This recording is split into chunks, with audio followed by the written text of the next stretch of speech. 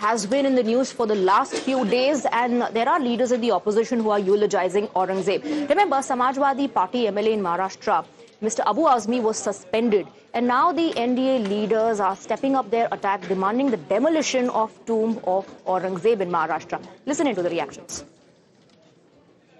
उसकी कब्र जो है वो मेरे मतदार संघ में है, जिस जिले का मैं पालक मंत्री हूँ, औरंगजेब की, तो उसकी कब्र तो हटाना चाहिए और जिसको उसको प्यारी लगती है उन्होंने उनके घर पे लेके जाए।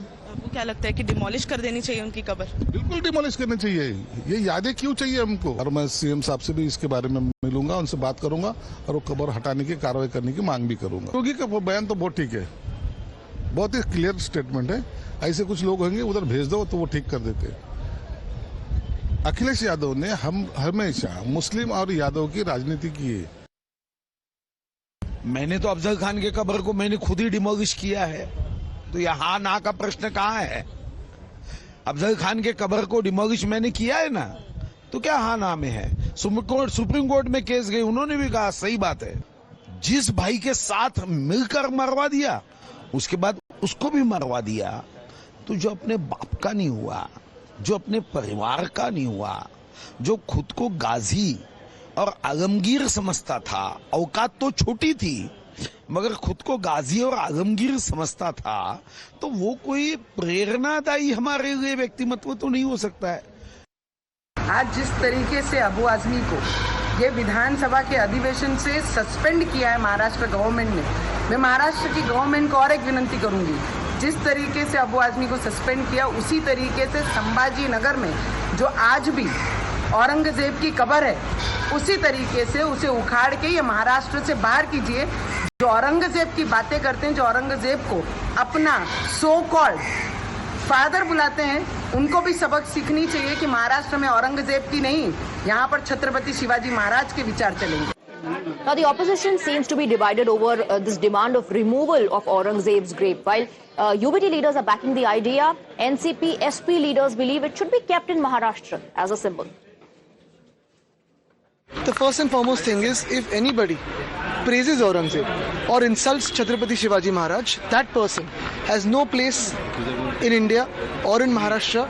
Especially, we hope and we believe that when BJP is governing, such a statement shouldn't have been ever made. Now that it has been made, let me also tell you the truth that Abu Azmi is the B team of BJP.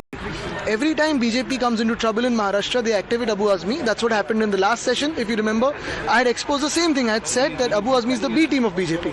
This time also, because we were raising the issue of Koratkar and Solapurkar, who have insulted Chhatrapati Shivaji Maharaj, we also raised the issue of Mr. Koshari, who was the then governor, who insulted Chhatrapati Shivaji Maharaj, Mahatma Jyotiba Phule and Savitribai Phule. Giving a statement in favor of Aurangzeb is wrong. Now about this tomb, which is there since long, that's an indication that Aurangzeb had come to Maharashtra. He was here for 28 years, but he didn't gain control over Maharashtra. It's an indication. It's a symbol. It's a symbol that Marathi people, when they fight, it doesn't matter how much power you have, how much money you have, you will be left only to the level of tomb. Now, amidst the backlash and suspension, there are still those who are eulogizing Aurangzeb. An AIMIM MLA has now said that Aurangzeb made Akhand Bharat a reality. Listen it. Aurangzeb रहमतुल्लाह अलैह के बारे में जो कुछ भी इन लोगों ने वो किया है, ये गलत किया है। औरंगजेब खालिस हिंदुस्तानी था, उसका जन्म इसी मिट्टी में हुआ था। हिंदू मुसलमानों के साथ इसी प्रेम के माहौल में आगे बढ़े थे और इस देश के हिंदू मुस्लिम अगड़े पिछड़े सबकी उसने सेवा की और अफगानिस्तान से लेकर बर्मा तक खंड खंड में बटे हुए भारत को, राजाओं के, नवाबों के हिस्से के भारत को अगर किसी ने अखंड भारत बनाने का काम किया है तो उसका नाम औरंगजेब रहमतुल्लाह अलैह। हम औरंगजेब को भी नहीं भुला सकते। यकीनन इंसाफ पसंद थे, मंदिर मस्जिद गुरुद्वारा सबको एक नजर से उसने देखा। इतिहास के पन्नों में जो कुछ मुझे पढ़ाया, मुस्लिम और नॉन मुस्लिम, बल्कि हमारे ग्रेजुएशन में जो सब्जेक्ट था उसके हमारे टीचर नॉन मुस्लिम ही थे और उन्होंने पढ़ाया, दिल खोल कर पढ़ाया कि औरंगजेब ने जो सेवा की इस देश की भुलाया नहीं जा सकती।